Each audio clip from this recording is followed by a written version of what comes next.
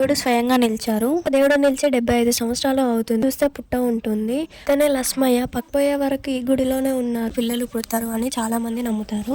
Hello, నేను మీ జ్యోతిష. ఈరోజు మేము వంట చేసుకోవడానికి నంబాల శివాలయం టెంపుల్ కి వెళ్తున్నాము. ఈ శివాలయంలో ఏం మొక్కుకున్నా నెరవేరుతుందని చాలా మంది నమ్ముతారు. దేవుడు స్వయంగా నిలిచారు. మా పున్నుని చూడండి, టెంపుల్ కి రావడంతోనే నేను ఎక్కడికి వచ్చానా అని తొంగి తొంగి చూస్తున్నాడు. అమ్మ వంట చేయడం స్టార్ట్ చేసింది. ఈ శివాలయంలో చాలా మంది మల్లన్న బోనాలు పోస్తారు. ఇక్కడ ఏం వంట చేస్తారు అంటే బెల్లం పాయసం, అన్నం, చిక్కుడుకాయ కర్రీ చేస్తారు. చిక్కుడుకాయ కర్రీలో తాలింపు కూడా వేయరు. ఉడకపెట్టి పైన నుండి లాస్ట్ లో ఆయిల్ వేస్తారు. కానీ ఇప్పుడు వచ్చిన టేస్ట్ వేరే టైంలో ఎన్ని వేసి చేసినా రాదు. ఎంతో బాగుంటుంది. ఇంతకీ మీలో ఎంతమందికి మల్లన్న బోనాలు అంటే తెలుసో కామెంట్ చేయండి.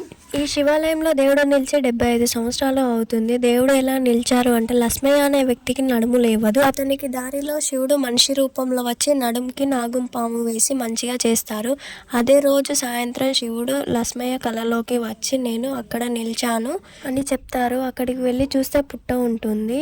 అప్పటి నుండి పూజలు చేస్తున్నారు. అక్కడ నాగం పాము ఉంటుందని చాలా మంది నమ్ముతారు. లస్మయ్య చనిపోయాక అతని కొడుకు ఈ శివాలయంలోనే ఉంటున్నారు. లస్మయ్య సమాధి ఈ శివాలయం పక్కనే ఉంటుంది. సమాధికి గుడి కట్టారు. ఇక్కడ కూడా వచ్చి అందరూ మొక్కుతారు.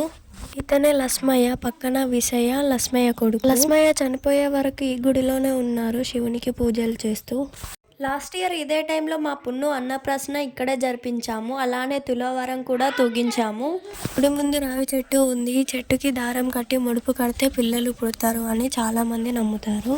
మా పున్నుకి ఫోన్ కొనిచ్చాను. అయితే చూడండి, పట్టుకొని డాన్స్ చేస్తున్నారు. మా పున్నుకి ఫస్ట్ ఫోన్ ఇది. మా పున్ను లాంటి ఫోన్ మీరు చిన్నప్పుడు కొనుక్కొని ఉంటే కామెంట్ చేయండి.